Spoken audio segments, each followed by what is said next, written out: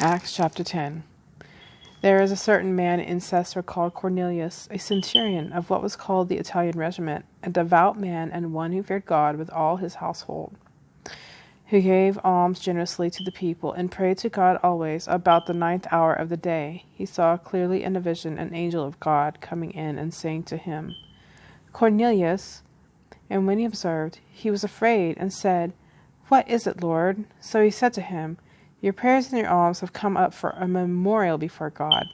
Now send men to Joppa and send for Simon, whose surname is Peter. He is lodging with Simon, a tanner, whose house is by the sea. He will tell you what you must do. And when the angel who spoke to him had departed, Cornelius called 2 of his household servants and a devout soldier from among those who waited on him continually.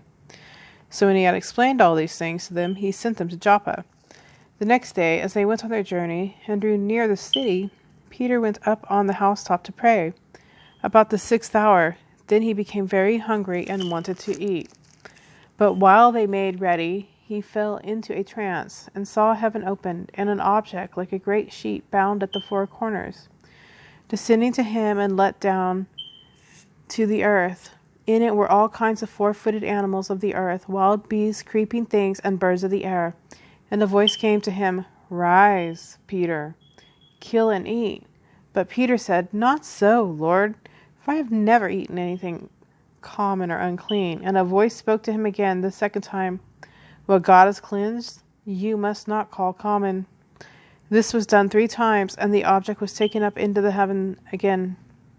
Now while Peter wondered within himself what this vision which he had seen meant, behold, the men who had been sent from Cornelius had made inquiry for Simon's house, and stood before the gate. And they called and asked whether Simon, whose surname was Peter, was lodging there. While Peter thought about the vision, the Spirit said to him, Behold, 3 men are seeking you. Arise, therefore, go down and go with them, doubting nothing, for I have sent them. Then Peter went down to the men who had been sent to him from Cornelius, and said, Yes, I am he whom you seek. For what reason have you come? And they said, Cornelius the centurion, a just man, one who fears God, and has a good reputation among all the nation of the Jews, was divinely instructed by a holy angel to summon you to his house, and to hear words from you. Then he invited them in, and lodged them. On the next day, Peter went away with them, and some brethren from Joppa accompanied him. And the following day they entered Caesarea. Now Cornelius was waiting for them, and had called together his relatives and close friends.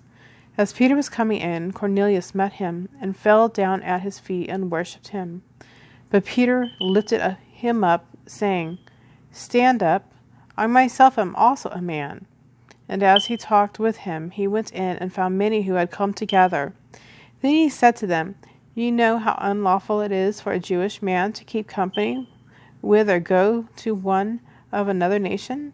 But God has shown me that I should not call any man common or unclean. Therefore I came without objection as soon as I was sent for. I asked then, For what reason have you sent for me? So Cornelius said, 4 days ago I was fasting until this hour, and at the 9th hour I prayed in my house, and behold, a man stood before me in bright clothing, and said, Cornelius, your prayer has been heard, and your alms are remembered in the sight of God. Send therefore to Joppa, and call Simon here, whose surname is Peter. He is lodging in the house of Simon, a tanner by the sea. When he comes, he will speak to you. So I sent to you immediately, and you have done well to come. Now therefore, we are all present before God, to hear all the things commanded you by God. Then Peter opened his mouth and said, In truth, I perceive that God shows no partiality, but in every nation whoever fears him and works righteousness is accepted by him. The word which God sent to the children of Israel, preaching peace through Jesus Christ, he is Lord of all. That word you know, which was proclaimed throughout all Judea, and began from Galilee after the baptism which John preached, how God anointed Jesus of Nazareth with the Holy Spirit and with power, who went about doing good and healing all who were oppressed by the devil, for God was with him. And we are witnesses of all things which he did, both in the land of the Jews and in Jerusalem, whom they killed by hanging on a tree.